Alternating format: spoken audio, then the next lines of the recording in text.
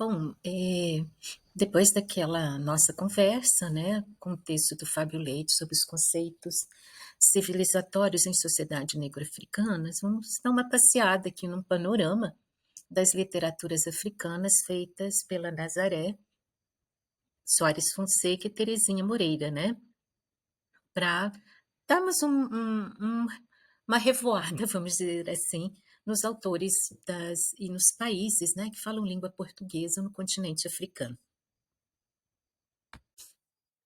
As literaturas africanas, como toda literatura, inicia com a poesia, publicada em jornais, em pequenas antologias, né? Mas, assim, a formação da literatura nos países africanos de língua portuguesa foi um processo histórico, assim, muito longo.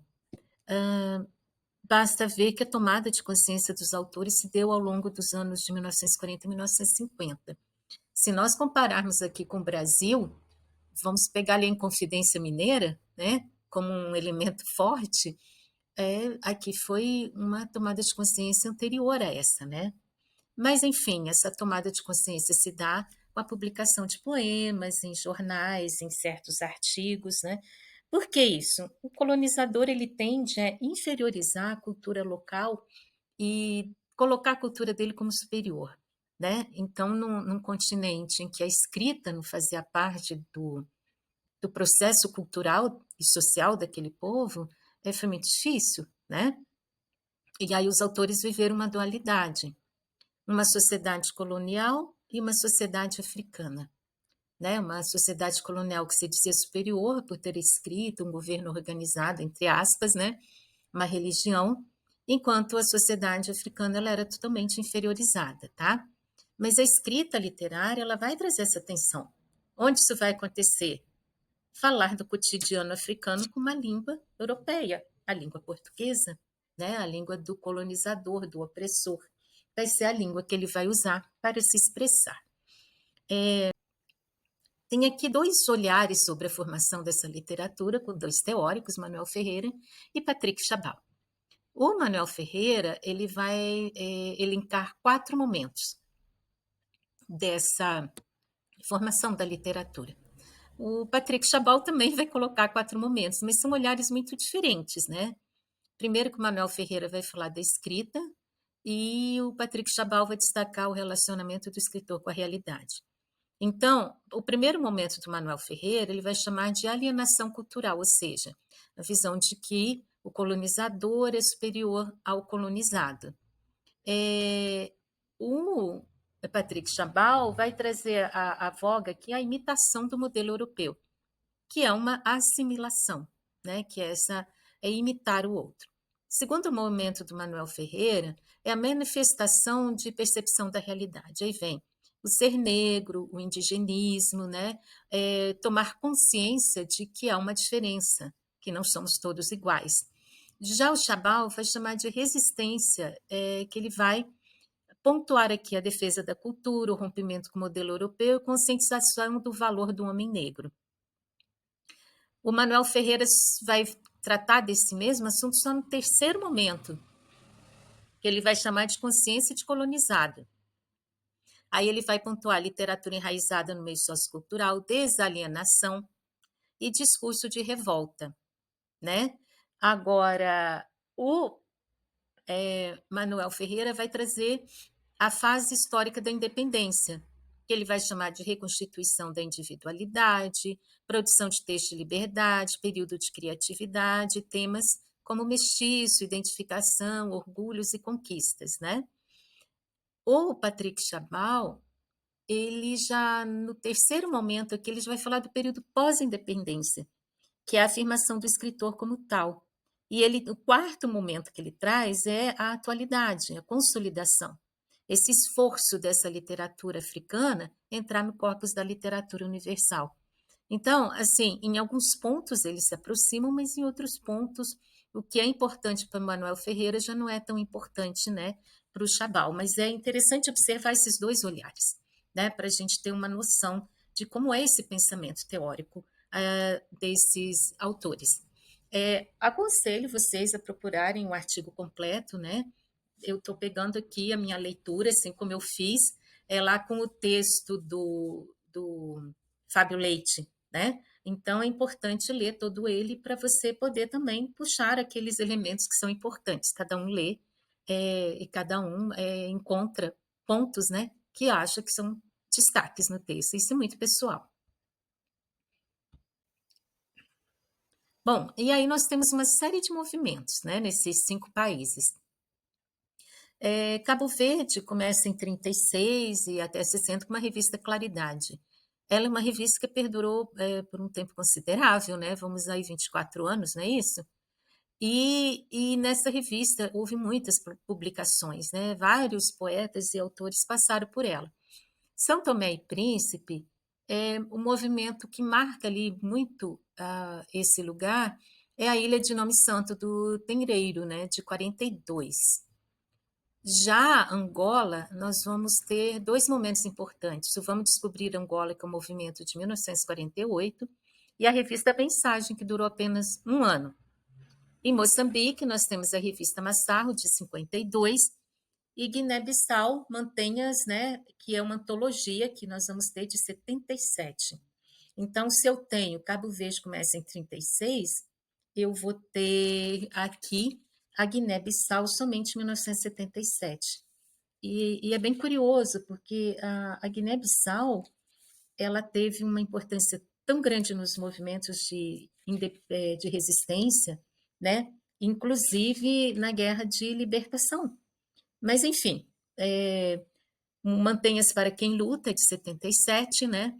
E a Guiné-Bissau passa também por um momento muito complicado, né, na produção literária.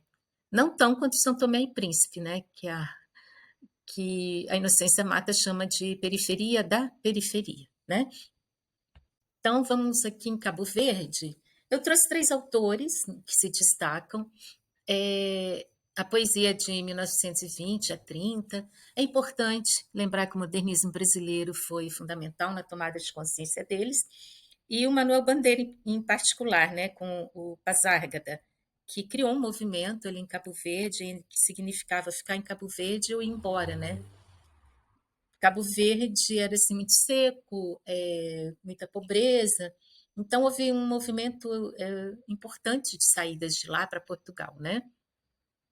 Os temas mais falados ali são a fome, a miséria, a falta de esperança, o mar, o exílio e a questão da insularidade, né? Você se sente preso, porque Cabo Verde é um arquipélago, né? São muitas ilhas ali e cria essa sensação de aprisionamento.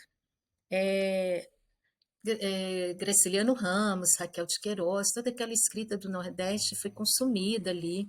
Lida teve um papel importante na formação dessa literatura. Tá? Costino Fortes, autor de Pão e Fonema, é muito forte, porque o pão é aquilo que é criado no chão e o fonema é a fala crioula. Né? É muito bonito a produção e como ele defende, né, essa questão da língua e do lugar. A Orlando Marilis, ela fala muito das mulheres, né? Ela vai tratar muito dessas questões das mulheres que migram, essa visão cabo-verdiana, essa crise do ir e ficar, são muito presentes no conto dela. E o Germano Almeida, ele aborda uma sociedade pós-independência e ele vai usar muito, assim, histórias de dentro de casa, por exemplo, são curiosas, divertidas, né? Fazem as pessoas rir, mas ele tem esse olhar, né? Gente, ele é procurador federal, ele é um homem que transitou muito, né, nas ilhas de Cabo Verde e ele conheceu muitas culturas, muitos lugares, muitas curiosidades também.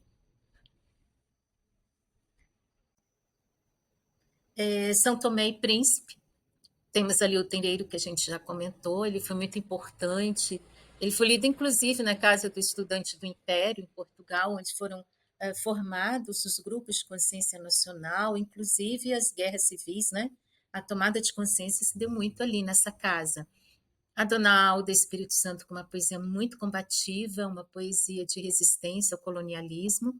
E a Conceição Lima, né, que é uma poetisa da atualidade que representa ali São Tomé e Príncipe. Bom, Angola, gente, eu elegi 4 aqui, tem muitas pessoas ali, a Paula Tavares como poetisa, mas eu peguei 4 aqui, né, autores.